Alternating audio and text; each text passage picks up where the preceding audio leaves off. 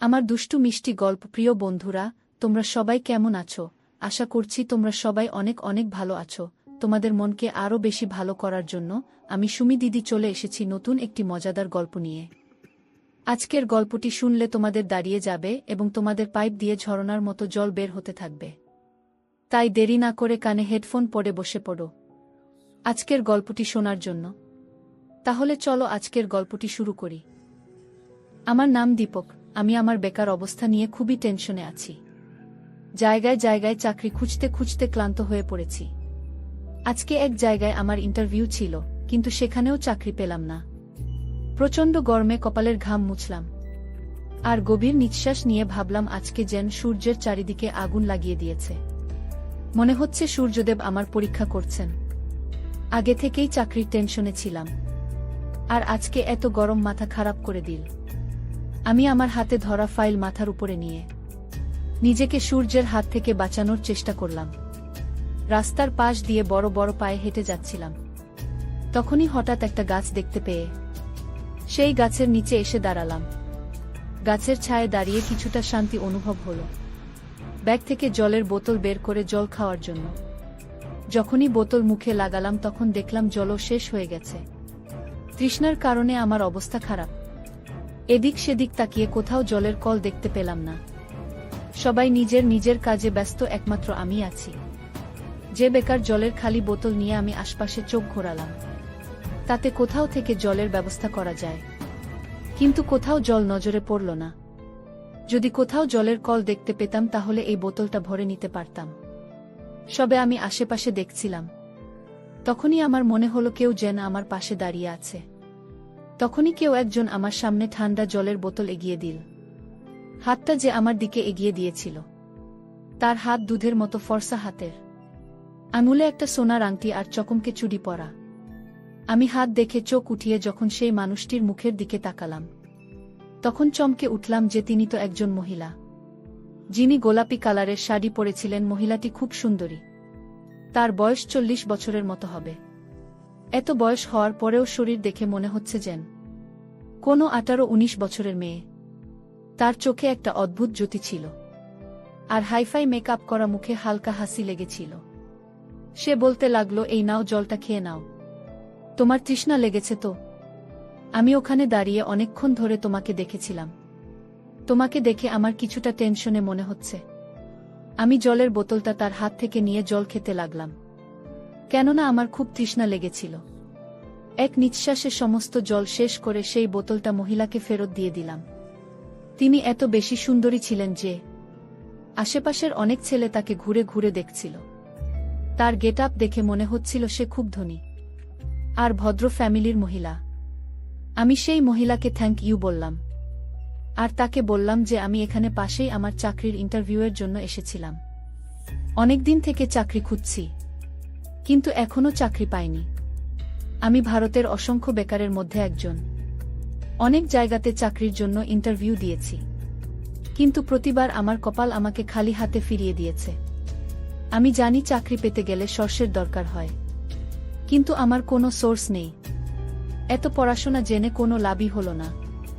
যাই হোক, আপনাকে অসংখ্য ধন্যবাদ। আমি সেই মহিলাকে আরেকবার থ্যাংক ইউ বলে তাড়াতাড়ি করে বাড়িতে ফিরতে চাইছিলাম, কেননা বাড়িতে আমার অসুস্থ মা এবং যুবতী বোনের খাওয়ার জন্য চাল, ডাল, সবজি নিয়ে যেতে হবে। আমি এসব নিয়ে বাড়িতে যাব, তারপরে বাড়িতে রান্না চলবে, কেননা বাড়িতে একমাত্র আমিই ছিলাম যার উপরে বাড়ির সমস্ত দায়িত্ব ছিল। তাই আমি এখানে বেশি সময় নষ্ট করতে পারবো না। আমি দ্রুত পায়ে সেই মহিলার কাছ থেকে নিজের বাড়ির দিকে হাঁটা লাগালাম। টাকা বাঁচানোর চক্করে আমি বেশিরভাগ সময় পায়ে হেঁটে যেতাম, কেননা রিকশায় উঠলে পয়সা দিতে হবে। কেউ তো আর ফ্রিতে আমাকে বাড়ি অবধি পৌঁছে দেবে না। টাকা পয়সার খুব অভাব ছিল, তাই অনেক ভেবে চিন্তে চলতে হতো। আমি সবেমাত্র সেই নির্জন জায়গা ছেড়ে এগিয়ে এসেছিলাম, তখনই মনে হলো কেউ যেন আমার পিছনে নিয়েছে। আমি পিছন দিকে তাকিয়ে দেখলাম গোলাপি শাড়ির মহিলা আমার পিছন পিছন আসছেন। আমি তাকাতে এসে হালকা হেসে আমার দিকে দেখতে লাগল। প্রথমে ভাবলাম এই মহিলার বাড়ি হয়তো এই দিকেই, কিন্তু সে পায়ে হেঁটে কেন যাচ্ছেন? এসব ভাবতে ভাবতে আমি এগিয়ে যাচ্ছিলাম। সেই মহিলাও আমার পাশে এসে আমার সঙ্গে সঙ্গে হাঁটতে লাগল। আমি 1 সেকেন্ডের জন্য থেমে গেলাম। আমার থামার সাথে সাথে সেও থেমে গেল। এই মহিলার ব্যবহার আমার খুব অদ্ভুত লাগল। না হলে এত সুন্দরী একজন মহিলা আমার পেছনে নেবে কেন? কিন্তু তবু আমি তার দিকে ঘুরে তাকিয়ে তাকে বললাম, কি ব্যাপার ম্যাডাম, আপনি আমার পিছন পিছন আসছেন কেন? আপনাকে কি আপনার জলের দাম দিতে হবে? আমার এই কথা শুনে সে হাসতে লাগল আর নিজের ব্যাগ থেকে একটা প্যাকেট বের করে আমার হাতে দিয়ে বলল। প্যাকেটটা দেখে শক হয়ে গেলাম যে এর মধ্যে কি আছে। আর এই অপরিচিত মহিলা কেনই বা আমাকে যেটা দিচ্ছেন? প্যাকেটটা খুলে দেখি আমি হঠাৎ ঝটকা অনুভব করলাম। আমার হাত কাঁপতে লাগল। এর ভিতরে তো অনেক টাকা, যেটা আমি গুনতেও পারছি না, কিন্তু আনুমানিক 5-7 লক্ষ টাকার কম না। এদিকে আমার পকেটে শুধু 5 টাকার মতো পড়ে আছে। মহিলাটি বললেন, এখানে 5 লাখ আছে, আমি এই টাকাটা তোমাকে দিয়ে দেব। এইটা তোমার হতে পারে। তুমি কি এই 5 লাখ টাকার মালিক হতে চাও? মহিলাটির কথা শুনে আমি অবাক হয়ে গেলাম। তিনি আমাকে কোনো কাজের জন্য এত টাকা দিচ্ছেন। আমি জিজ্ঞেস করলাম, আপনি এত টাকা আমাকে কেন দিতে চান? আমি তো আপনাকে চিনি না, আমি আপনার কোনো কাজ করেছি। তাহলে আপনি কেন এত টাকা আমাকে দিতে চাইছেন ম্যাডাম? আপনি কি আমাকে বোকা বানাচ্ছেন? সেই মহিলা আমার দিকে তাকিয়ে বললেন, তোমাকে একটা কথা বলতে চাই, কিন্তু এখানে না, চলো সামনে কোথাও বসে ধীরে সুস্থে কথাবার্তা বলি। সেই মহিলাটা আমার আগে আগে চলছিল আর আমি তার পিছনে পিছনে। আমার মন যেন খুশির ডানা মেলেছিল। আমি তো 5 লক্ষ টাকার জন্য সব কিছু করতে রাজি। এই 5 লক্ষ টাকা আমার মতো গরিবের জন্য কম টাকা নয়। 5 লাখ টাকা পেলে আমি তো নিজে কোনো ব্যবসা করতে পারবো। কিন্তু আমার মনে অনেক প্রশ্ন উকি মারছিল। ওই মহিলা হাঁটতে হাঁটতে আমাকে একটা রেস্টুরেন্টে নিয়ে গেল। রেস্টুরেন্টের ভেতরে আসার পরে আমরা দুজন এক কোণে বসলাম।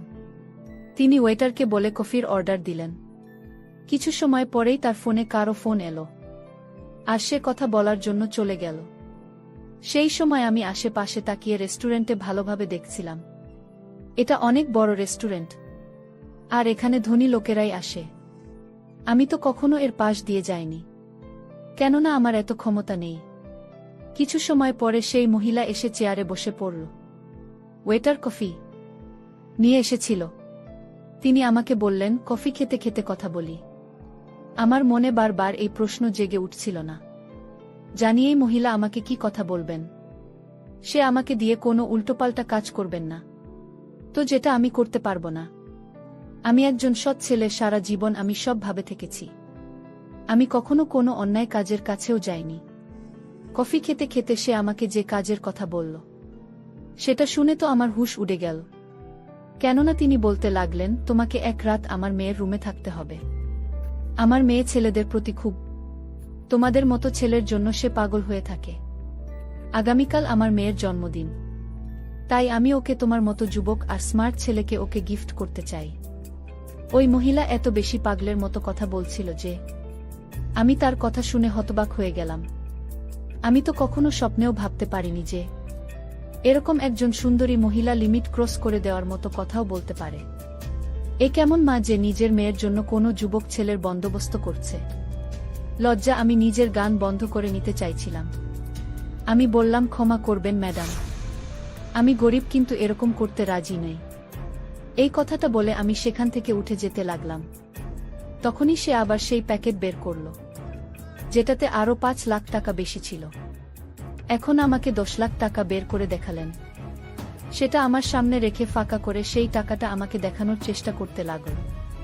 তার এই কাজ আমাকে আবার সেখানে বসে পড়তে বাধ্য করে দিল। আমি নিজের জীবনকে শোধরাতে চাইলাম, কিন্তু আমি দূর অবধি এর কোনো আশা দেখতে পাচ্ছিলাম না। এটা আমার কাছে একটা গোল্ডেন চান্স, যেটা অ্যাকসেপ্ট করে নিলে হয়তো আমার জীবন বদলে যাবে। আমি সেই মহিলার দিকে তাকালাম, যে নিজের হাতে টাকাটা না দিয়ে আমাকে লোভ দেখাচ্ছিল আর বল, ভেবে নাও এটাতে তোমার লাভ। মাত্র 1 রাতের ব্যাপার, আর এই 1 রাতেই তোমার কপাল বদলে যেতে পারে। আমার তোমাকে অভাবে মনে হলো, সেই কারণে ভাবলাম তোমার সাহায্য করি। না হলে আমার মেয়ের জন্য ছেলেদের কোনো অভাব হবে না। শুধু 1 রাতে এত টাকা পাচ্ছ, তাহলে তোমার অসুবিধা কোথায়? নাকি তুমি এতটা সামর্থ্য নেই যে তুমি পারবে না তার সাথে। এই কথা বলে সে চুপ করে হাসতে লাগল। আমি এদিকে খুব লজ্জায় পড়ে গেলাম। আমি ভাবছি আমি কি করব, এই মহিলার কথা কি মেনে নেব, নাকি এই মহিলাকে না করে দিয়ে বাড়ি চলে যাব। কিন্তু বাড়িতেও তো খুব অভাব, মাও অসুস্থ, আমার মাথায় কিছুই আসছিল না যে আমি কি করব। বোনও আছে যাকে বিয়ে দিতে হবে, আমি ছাড়া বোন আর মায়ের কেউ নেই, আমাদের তেমন কিছুই নেই। মা অনেক কষ্ট করে আমাকে পড়াশোনা শিখিয়েছেন, কিন্তু তবুও আমি বেকার। আমি তাড়াতাড়ি করে সিদ্ধান্ত নিয়ে সেই মহিলার কথাতেই রাজি হয়ে গেলাম। সে হাসতে হাসতে বলল, আমি তোমার কাছ থেকে এটাই আশা করছিলাম, এতে তোমারই লাভ। এরপরে সে আমাকে ওই 10 লাখের মধ্যে থেকে 5 লাখ দিয়ে বলল, এটা তোমার অ্যাডভান্স, যাও, বাকি টাকা হওয়ার পরেই পেয়ে যাবে। আমিও ওই 5 লাখ নিয়ে নিজের বাড়ির দিকে চলে এলাম।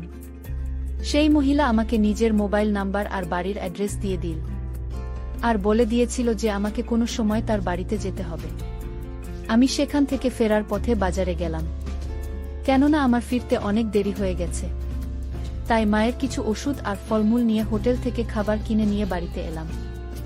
সঙ্গে বাড়ির জন্য কিছু চাল, ডাল, তরিতরকারি আনলাম। আমার মা আমার হাতে এত জিনিস দেখে আর হোটেল থেকে আনা খাবার দেখে হতবাক হয়ে গেলেন, কেননা এর আগে আমি কখনো এত জিনিস নিয়ে বাড়ি আসিনি। মা আর বোন আমাকে প্রশ্ন করতে লাগল, তুমি এত কিছু কিভাবে নিয়ে, এত টাকা তোর কাছে কোথা থেকে এলো?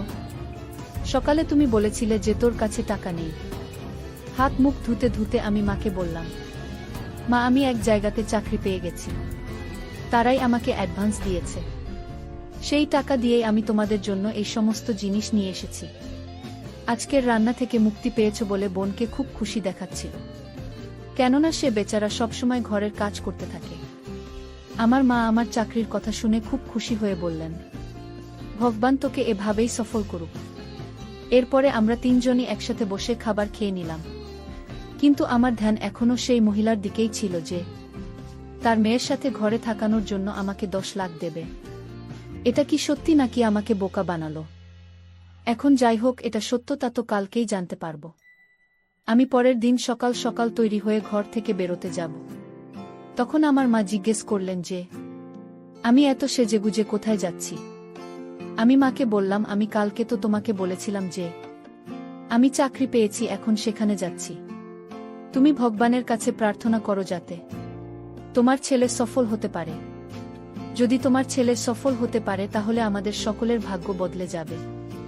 আমার মা এই কথা শুনে খুশি হয়ে গেল। আমি বাড়ি থেকে বেরিয়ে একটা অটো রিক্সা ধরে সেই মহিলার বলা ঠিকানায় গেলাম। সেই মহিলার বাড়িতে পৌঁছে বাড়ি থেকে তো আমি হতভম্ব হয়ে গেলাম। আমি আবার নিজের কাছে থাকা অ্যাড্রেস দেখলাম, তারপরে আবার এই বাড়িটাকে দেখলাম।